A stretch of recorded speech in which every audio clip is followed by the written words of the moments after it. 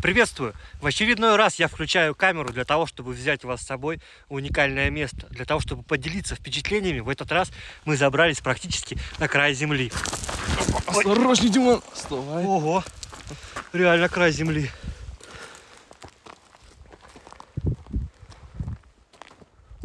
Красота какая! Не передай словами.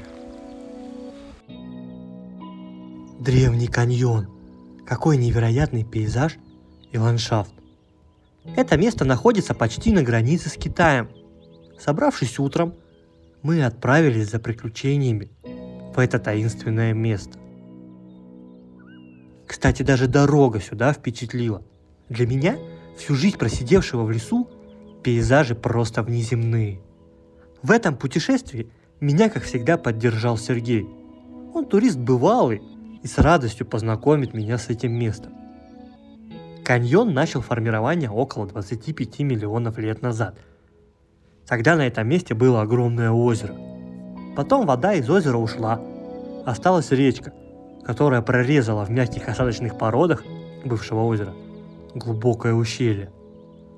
Но мне кажется, как будто в какое-то мгновение земля затряслась, разверзлась, оставив огромный шрам протяженностью 150 километров.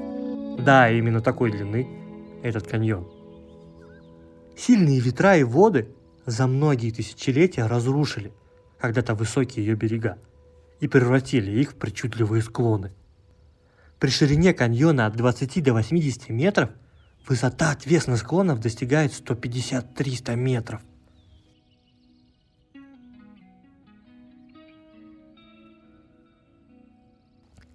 Именно в этот каньон народное воображение поселило сотни историй, связанных с духами, ведьмами и прочими мистическими существами, чье присутствие сегодняшней ночью мы и будем проверять на себе.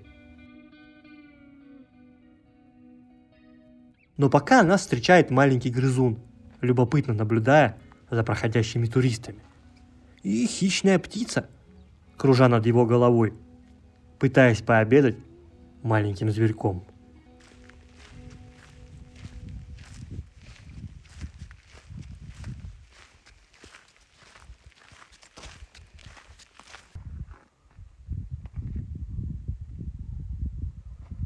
Несколько дней назад здесь был снегопад. Серега даже не хотел ехать, говорит, все будет засыпано снегом, никакого вида не будет. Но все-таки мы решили не откладывать нашу поездку. Поехали и оказались правы. Снега практически нет, и весь колорит этого места, мне кажется, стал даже еще впечатлительнее, впечатляюще. Слушай, а что туда за тропинка ведет? Впервые в эту сторону иду. Посмотрим, сходим. Пойдем глянем.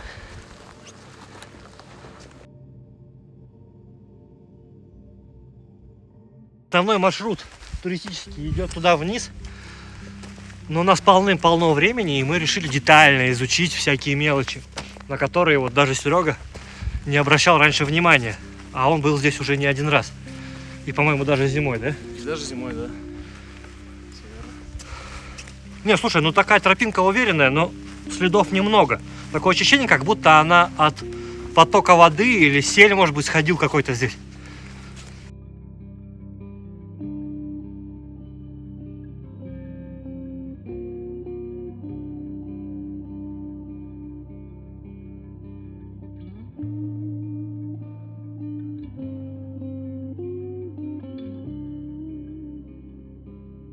Тишина такая стала, да?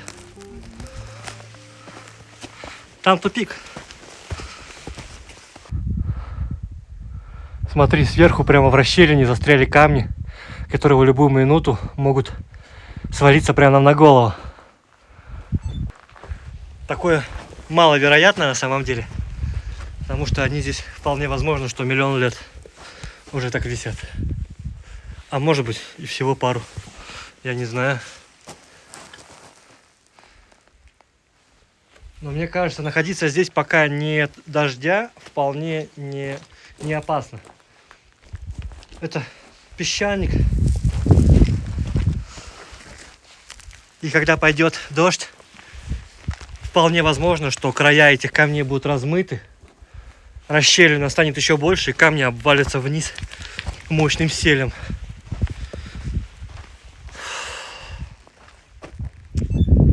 Да, тепло сегодня.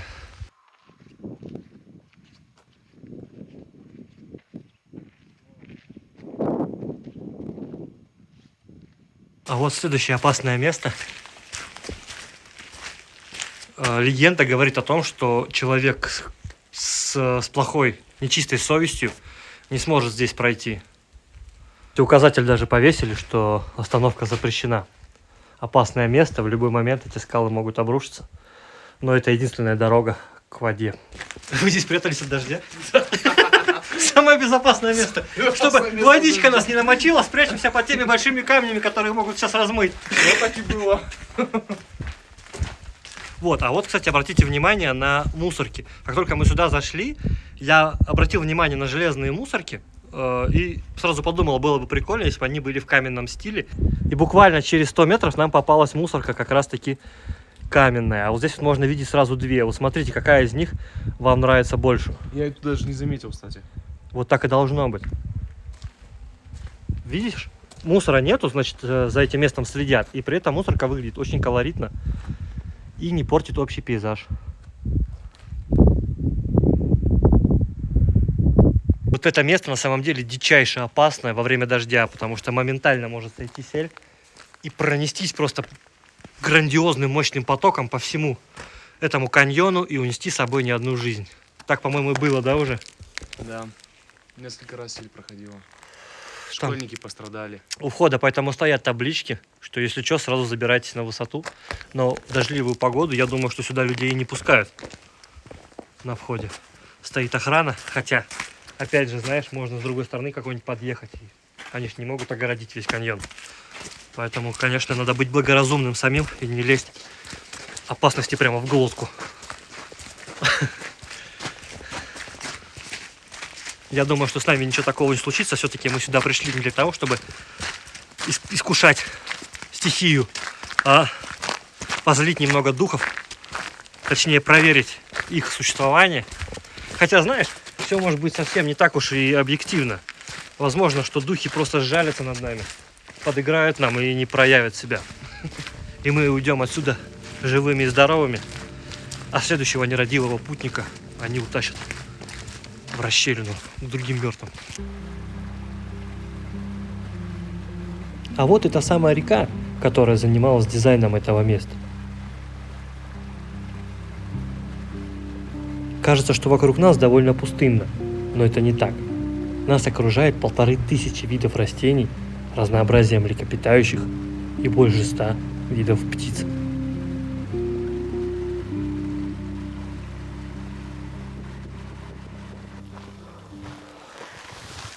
Хочу вам рассказать про свой нож, который стал уже неотъемлемым спутником моих путешествий и приключений. Почему я его выбрал, собственно? Этот нож делал не для того, чтобы лежать на полке, не для того, чтобы его там рассматривать, да. А вообще, если нож жалко, то он бесполезен. Но все-таки это рабочий инструмент. Этот нож сделан из кованой стали Х12МФ, а ручка у него сделана из карельской березы. Вес этого ножа 130 грамм, что в принципе отлично подходит для того, чтобы постоянно носить его с собой. Этот нож отлично справляется с работой по дереву и при этом может тоненько и хорошо нарезать помидор. Ну, чтобы сделать себе салат на обед, например. Нож идет в комплекте с отличными кожаными ножнами. Причем можно выбрать ножны для ношения ножа слева, справа. Или есть даже специальный вариант ножен для ношения ножа на шее. Это может быть удобно в некоторых случаях. В общем, этот нож отлично подойдет для охотников, рыболовов, туристов. Да даже если вы просто готовите на даче, то готовить этим ножом будет намного приятнее. Ссылку на свой нож я оставлю в описании. Кстати, цена на него вас приятно удивит.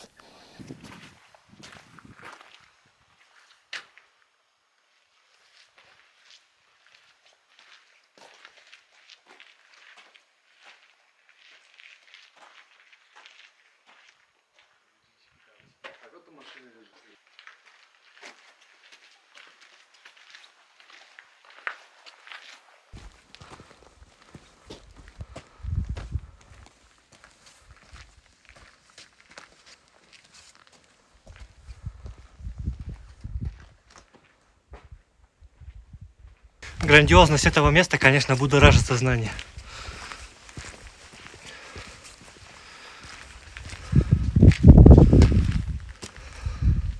Только посмотрите. Высота этих гор по краям достигает кое-где 300 метров. Представляете? Только что прямо из норы вылез какой-то... А вон и камни обвал пошел. Да. Слушай, камни такие приличные так-то полетели. Килограмма по 3. И ветерок подул. Сейчас попробуем положить печень прямо к норке этого зверька, поставить камеру и подождать, выйдет покушать этот зверечек или нет.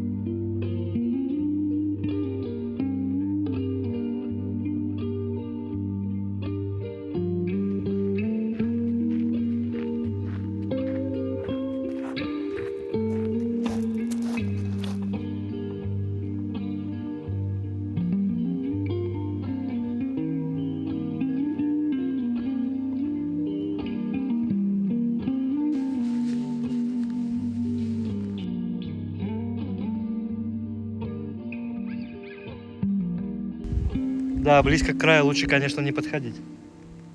Неохота мне рисковать попусту.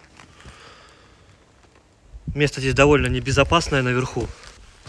Ну что, солнышко садится. Пора и нам где-то присесть.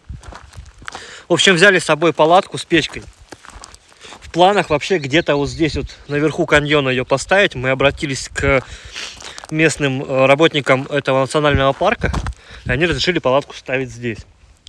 Вот, но, конечно, надо ее сюда будет притащить, она достаточно тяжелая. Палатка, печка, все дела. Сейчас на волокушах не допрешь, снега уже нет.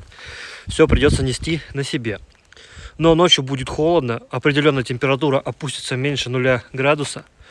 Поэтому хотелось бы, конечно, приготовить вкусный ужин прямо вот в таком красивом месте, но на теплой печке.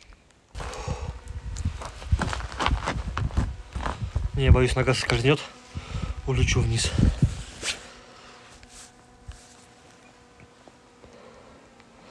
Даже схватиться будет не за что. Там 100 метров. Хотелось просто туда сходить, под скалу, посмотреть, что там. Вроде тропинка как будто бы идет. Но, честно говорю, страшно. Ой, не, пойду. Все нормально. О-о-о.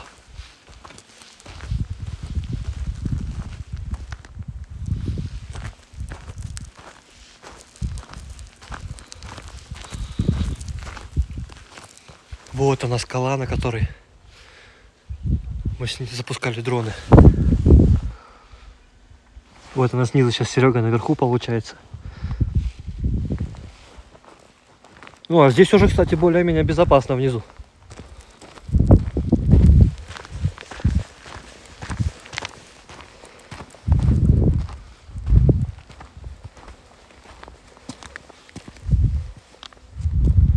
Да. Ну, туда я уже не перепрыгну никак.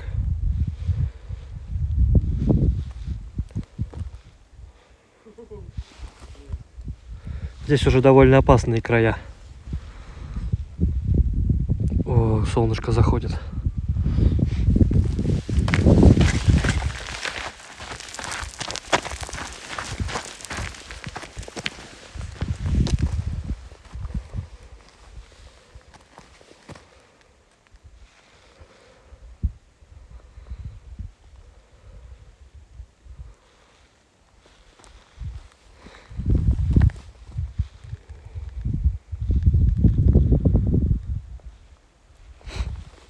Вон камень, представляете? Когда-то он упадет и покатится прямо вниз.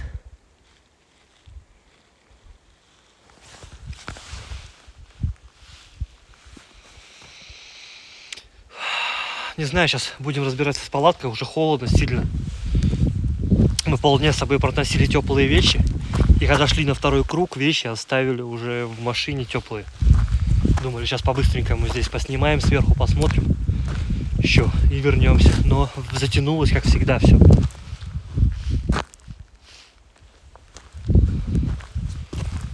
Хочется уже либо теплые вещи одеть, либо к печке присесть. Потому что здесь фактически все. Одно термобелье, да и куртка-то не зимняя, она флиска.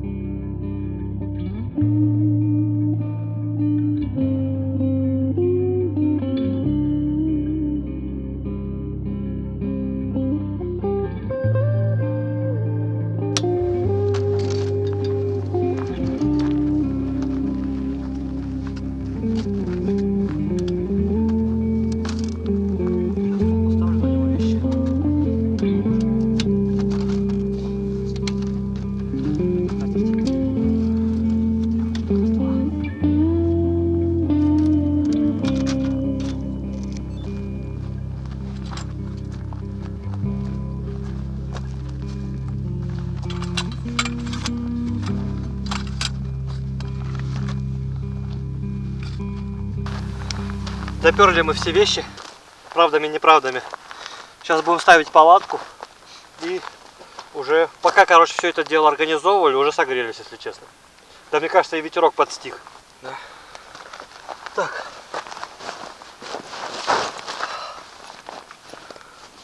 Давно я ее не ставил. С сентября месяца, наверное.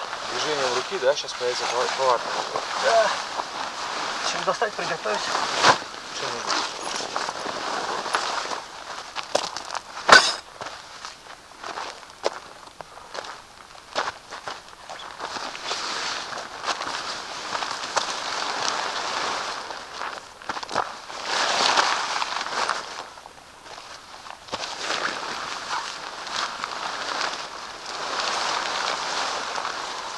Это целый дом.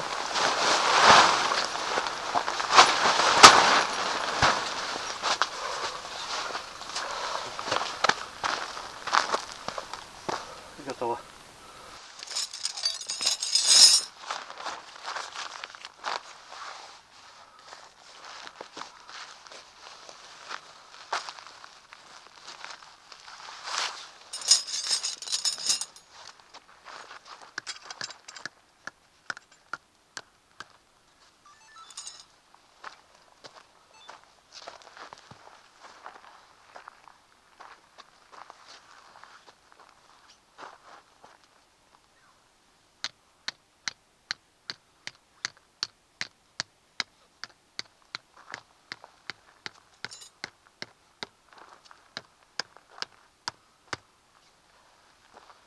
Колышки такие мощные, да? Ну.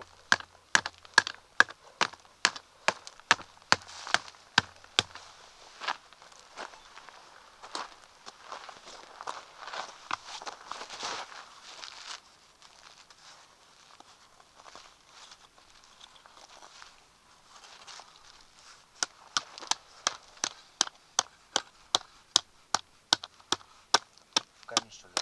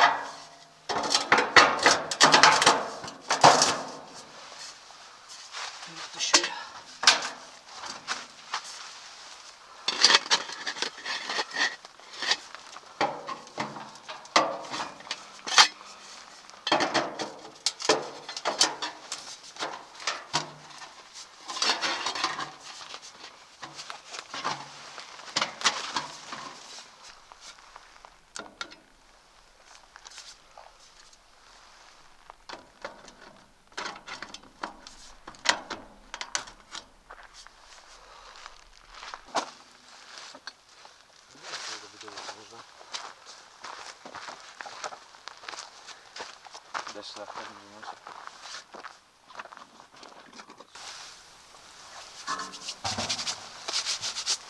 Еще открыть.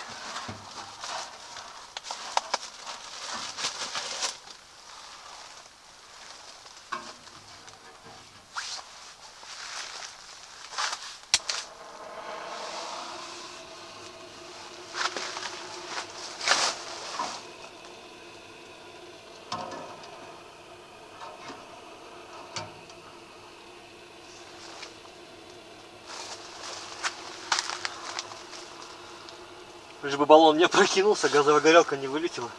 Все не вспыхло здесь. Я подвесил ее, вроде держится. Думаю, одеться теплее или нет, или уже дождаться печки. Кочегарим. Дверь закроем, тем более.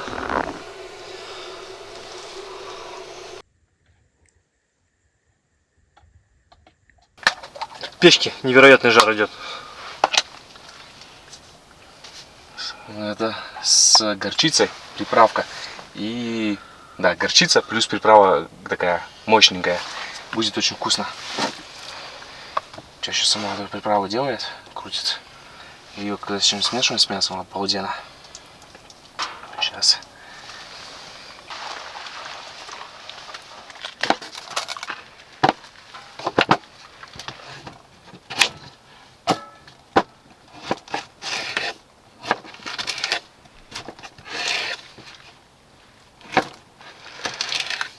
Ну так, я бездельничал, пока Серега занимался приготовлением салата и мариновкой вот таких вот отличных мясных кусочков стейков.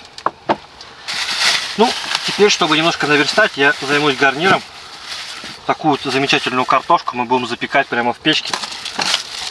А сделаем для удобства это в фольге.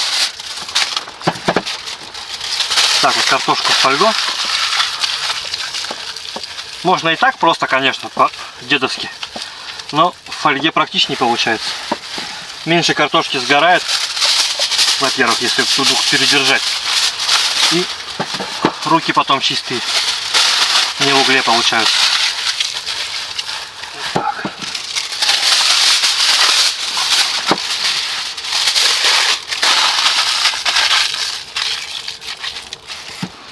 Слушай, а что, нам 4 штуки не хватит? Ну, если что, с сусликом этим барсучкам отдадим. Просто они полпечки нас сейчас займут, наверное, нет? Ну, давай.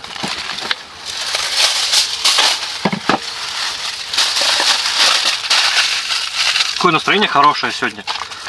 Вообще. Проехались по дороге, поболтали, виды посмотрели. Горы по дороге были очень прикольные. Я поприсматривал места себе для землянки. Да, есть у меня в планах земляночку все-таки построить. Не знаю только когда, но надо местечко искать. Вот. Прошлись по каньону великолепно просто, без лишнего напряга. Было тепло. Вышли к речке. Что еще хорошего было? Потом организовали себе ночлег. Именно там, где хотели изначально. Хотя было много трудностей, которые могли нам помешать. Вот. Но сейчас все отлично, только обратно вот с утра точить будет не так все это приятно. Но с другой стороны все будет намного легче. Будет меньше дров, меньше воды, меньше еды. Вот, да, и впереди будет просто дорога домой уже, никакого напряга. Так, ну что, картошку можно уже закинуть, потому что она готовится. Я думаю, что минут... Я майонезом не успел все сделать, тоже картошку. Минут 25. 30. Можем не спешить или остынет к этому времени, потому что их готовить, наверное, минут 40 минимум.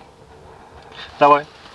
Подождать. Давай. Так, ну что, отправляем мяско.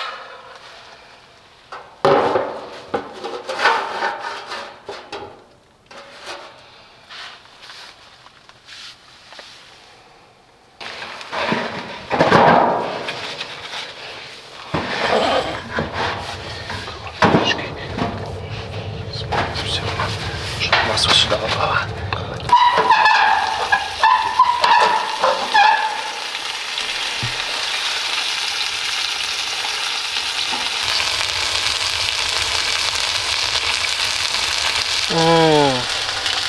Так давно свинину не ел уже.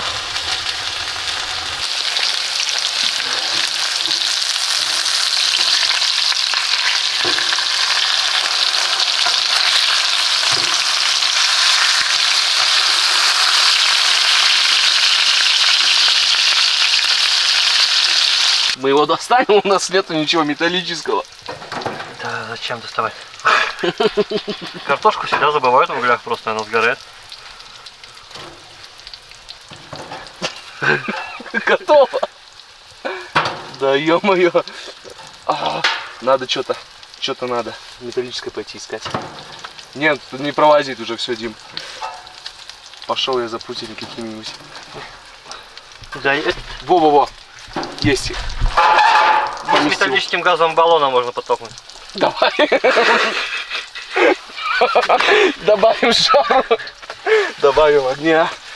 Мы сегодня веселые, но вы не думайте, мы не пьем. Я принципиально не пью алкоголь уже много лет. Ты пьешь? Вообще не пью, не люблю. Вкус мне не нравится спиртного. Вот так вот. Ну потому что мы с тобой сколько уже ходим в походы с ноября, с октября. Да. В октябре ходили первый раз. Угу. Вот, и ни разу про алкоголь даже не заикались. Да какой алкоголь, когда вот такая красота, зачем еще и спиртное? Да, спиртное убивает мотивацию. И со спиртным люди перестают далеко ходить на самом деле. А потом вообще ходить. А потом и не могут. А потом начинают ходить, но под себя. Но не все. И это не точно. Проверять мы этого не будем. Не будем. Они точно бухнулись.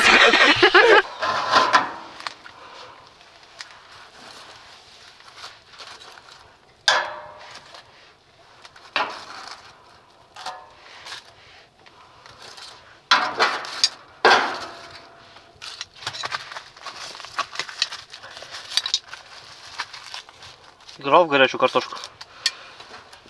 Горячую картошку играл? Играл? Да. Нет. Тут что за горячая картошка? Ну когда картошку из костра друг другу кидать надо. Вроде бы играли. Сейчас другую перекидывать. Наш горячий. Раз, два, три, 4, 5, 6. Все надо? Во дворе давно это было вообще. Прям очень давно. Блин, тут очень много дров еще.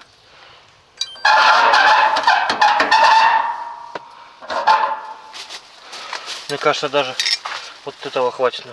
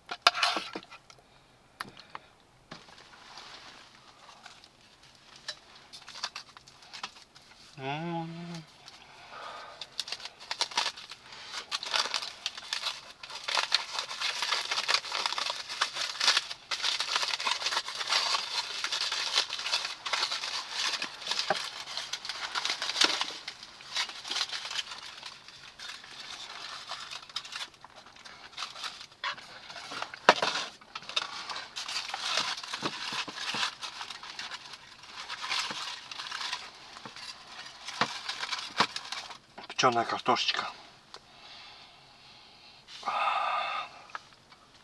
Отлично пропеклась. Прям весенний букет у нас сегодня. Печеная картошка, салат из свежих овощей. И мягенькое мясо.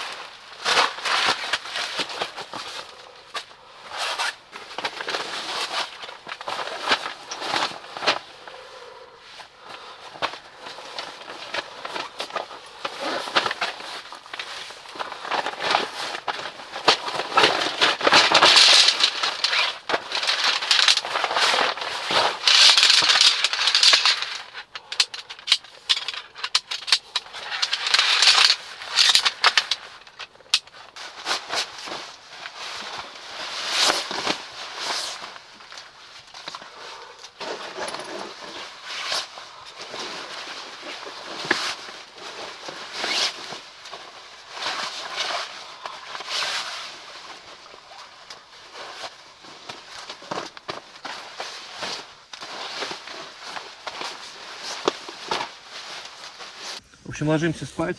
Разместились по бокам. Печки, с одной стороны я, с другой Серега. Жарень. Ну, сейчас закрыли, потому что все окна, двери, потому что дуло, холодно было. И резко стало жарко. Я куртку снял, все вообще вот в легком. Причем даже внизу жарко. Там наверху вообще баня. Вот, хотя в печку уже не подбрасываем вот эти блоки. У нас осталось с одной упаковки 3 штуки еще. Вот вещи удобно разместили все в органайзере. Вот, и я надеюсь, что ночь пройдет спокойно. Я думаю, что единственное, что нас может потревожить, это если все-таки стая волков придет. Ну, отбиваться нам особо нечем. Но я надеюсь, что не придет. Ладно, если что-то будет интересное, то включусь завтра. Спокойно.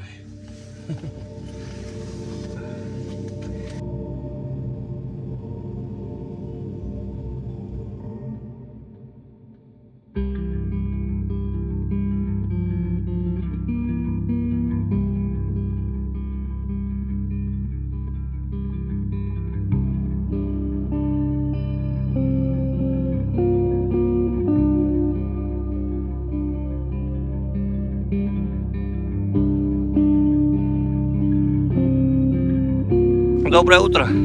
Стало солнышко, встали и мы. Ой, спалось великолепно просто. Отлично работала печка, буквально. Я один раз подкидывал, Серега один раз подкидывал среди ночи. И всю ночь было реально тепло. То есть так, чтобы укутываться с головой в спальник, не приходилось.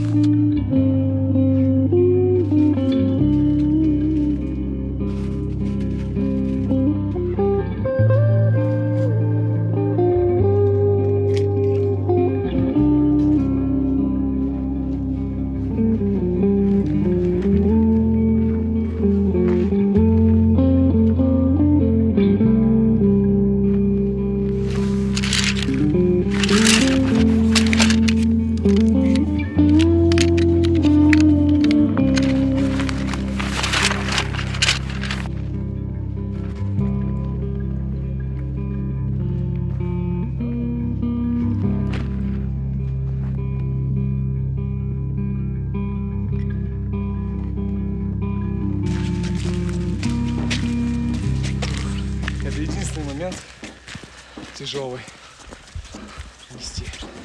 Часто приходится выкидывать. Вот когда несешь обратно палатку, уже кажется, что можно было бы и в маленькой без печки переночевать, да?